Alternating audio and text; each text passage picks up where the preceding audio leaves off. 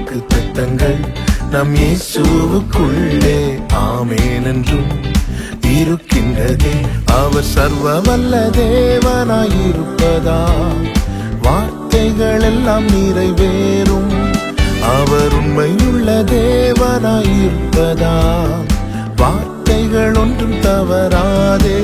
இடிக்கப்பட்ட யோசேப்பின் வாழ்வை கட்டுவித்ததே அவர் சொன்ன வார்த்தையே. குறிப்பிட்ட காலத்திலே அவர் வார்த்தை நிறைவேறிற்றே.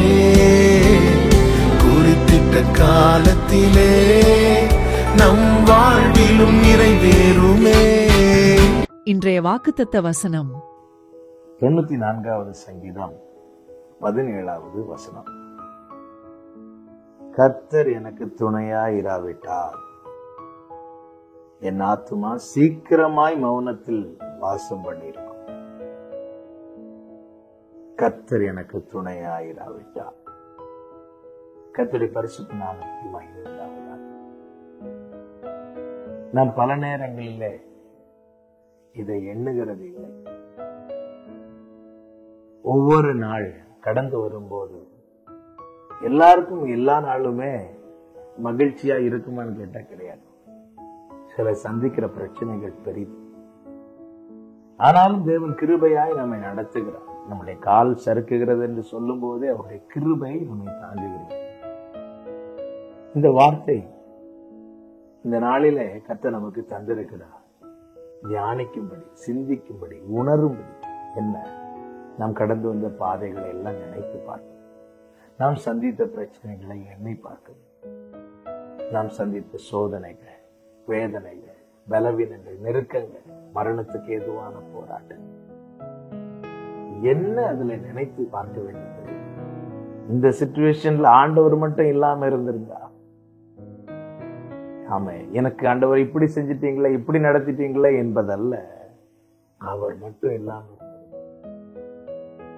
எனக்கு கேட்கிற அன்பு சகோதரா சகோதரி, இதை நினைத்து பார்க்கும் போதுதான் அவர் நம் பக்கத்தில் எவ்வளவு பெரியவராய், நாம் அசைக்கப்படாதபடிக்கு நம்முடைய வலது பாரசத்தில் அவர் நிற்பதை நம்மால உணர முடியும், அனுபவிக்க முடியும், ருசிக்க முடியும். 124வது சங்கீதத்திலே தாவீது சொல்லுகிறார், மனுஷர் நமக்கு விரோதமாய் எழும்பின போது கர்த்தர் நம் பக்கத்தில் இராமல் இருந்திருந்தார். கர்த்தர் தாமே நம் பக்கத்தில் இராமல் இருந்திருந்தால் அவர்கள் உயிரோடே விளங்கியிருப்பாங்க. அப்ப தாவீது எப்படி நினைக்கிறா பாருங்க, ஆண்டவரே இவங்க எல்லாம் எனக்கு எதிராக எழும்புறாங்களே அப்படி நினைக்கல. இத்தனை பேர் எனக்கு விரோதமா எழும்பின பிறகும் நான் எப்படி உயிரோடு இருக்கிறேன்? நான் ஏன் இன்னும் உயிரோடு இருக்கிறேன்? எதனால் உயிரோடு இருக்கிறேன்? காரணம் ஒன்றுதான், கர்த்தர் என் பக்கத்துல இருக்கிறார். கர்த்தர் மட்டும் பக்கத்துல இல்லாம இருந்திருந்தா நான் இன்னைக்கு இல்ல. அன்னைக்கு எப்படி ஒரு பிரச்சனை வந்துச்சு, அதன் மத்தியில நான் இன்னைக்கு உயிரோடு இருக்க காரணம் என்ன தெரியுமா? கர்த்தரின் பட்சத்தில் இருக்கிறார். ஒவ்வொன்றையாய் நினைத்து பார்த்த ஆண்டவருக்கு நன்றி செலுத்த. ஆண்டவர் மட்டும் பக்கத்துல இல்லைன்னா இன்னைக்கு நானும் இல்லை, நீங்களும் இல்லை, யாருமே இல்லைங்க. அவர் ரட்சித்து நம்மை அப்படியே விட்டு விடவில்லை. உலகத்தின் முடிவு பரியந்தம் சகல நாட்களில் நான் உங்களுடனே கூட இருக்கிறேன் என்று சொன்னவர் இன்றும் கூடவே இருக்கிறதுனாலதான் கிருபையாய் நம்மை காத்து வருகிறார். நினைவு கூற வேண்டும், கர்த்தர் நமக்கு துணை நிற்கிறார். வலது கரத்தை பிடித்து யாக்கோபு என்னும் பூச்சியே நான் உனக்கு துணை நிற்கிறேன் என்று சொல்லுகிறார்.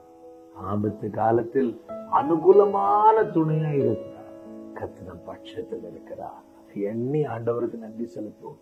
ஆண்டவர்கிட்ட சொல்லுங்க, ஆண்டவர் நீங்க மட்டும் இல்லைன்னா இன்னைக்கு நான் இல்ல ஆண்டவரே. உங்க கிருபை ஆண்டவரே என்னை தாங்குகிறது. உங்க கிருபை ஆண்டவரே என்னை நிறுத்துகிறது. நீர் எனக்கு துணையா இருக்கிறதற்காக உமக்கு ஸ்தோத்திரம் என்று சொல்லி தேவனுக்கு மகிமை செலுத்துவோம். கர்த்தர் கடைசி வரை துணை நின்று நடத்துவாராக. ஜெபிக்கலாமா? எங்கள் நல்ல தகப்பனே, துணையாளரே, நன்றியோடு நீர் மட்டும் எங்கள் துணையா இல்லாமல் இருந்திருந்தா இன்னைக்கு நாங்க இல்ல. கிருபையா இந்த நாளை காண செய்து, இந்த நாளை நாங்கள் கண்ட காரணம் நீர் எங்களுக்கு துணையா இருக்கிறது. கர்த்தர் நடத்து. இதை உணர்ந்து நன்றியோடு வாழ எங்களுக்கு கிருபை.